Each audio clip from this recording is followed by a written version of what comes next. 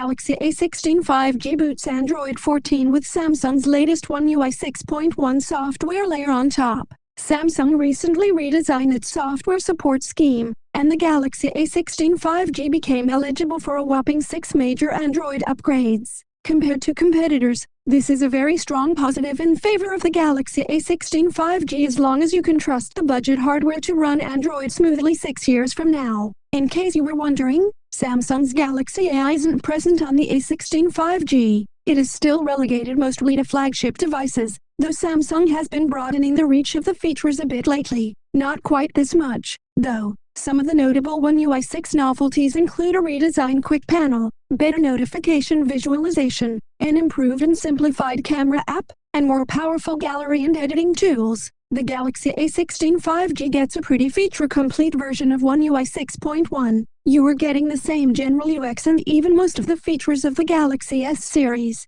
The good news to all Galaxy users is that the list of software features reserved for the flagships has been shrinking in recent years and currently includes niche things like Samsung DeX. Everything else is typical One UI: lock screen, home screen, widgets and icons, theme handling, multitasking, available in both pop-up and split-screen state, and default apps. Benchmarks and performance as mentioned, the Galaxy A16 5G is in a weird position regarding hardware since, depending on the region, it can come with a Samsung Exynos 1330 chipset or a MediaTek Dimensity 6300. Our review unit is running the Exynos 1330. The Exynos 1330 is a 5nm chip with an octa-core, 2x2, 4 GHz Cortex-A78 and 6x2.0 GHz Cortex-A55 CPU setup and Mali G68 MP2 GPU. The MediaTek Dimensity 6300 is a 6nm chip with an octa-core, 2x2, 4 GHz Cortex-A76 and 6x2.0 GHz Cortex-A55 CPU setup and Mali G57 Mach2 GPU. The Exynos 1330 has already been available in the Galaxy A14 5G. Unfortunately, we haven't seen the particular variant at the office.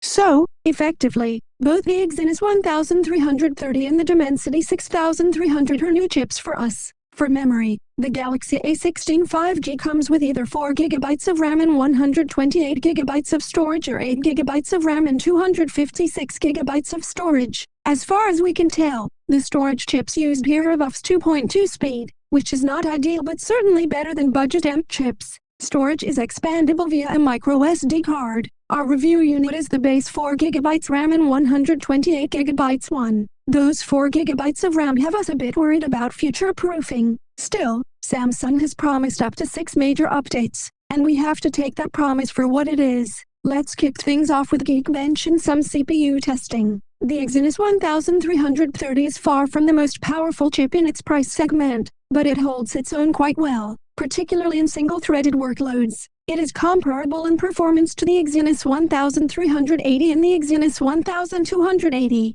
The Dimensity 6080 isn't too far off either, and the same goes for the Helio G99 Ultra. The Snapdragon 695 and Snapdragon 4 Gen 2 are also in the same rough performance ballpark. The Mali G68 MP2 inside the Galaxy A16 5G is certainly not the most powerful GPU, but it gets by pretty well and a bit better than the popular Mali G57 Mach2 setup that so many chipsets use. The Samsung Exynos 1280 and 1380 might offer CPU performance similar to the Exynos 1330, but both have more cores in their GPU and, hence, notably better graphical performance. Going by benchmarks, the Galaxy A16 5G is not starved for performance. However, from a more practical standpoint, we have to say that we don't particularly like the way our review unit is running One UI 6.1. There are plenty of slowdowns and even the occasional stutter. In our opinion, the 4GB of RAM is probably a bit too little for things to run smoothly. The Exynos 1330 might not be super powerful, but at least it doesn't put out too much heat. It thermal throttles quite smoothly and gracefully. The phone's surface doesn't get too hot either.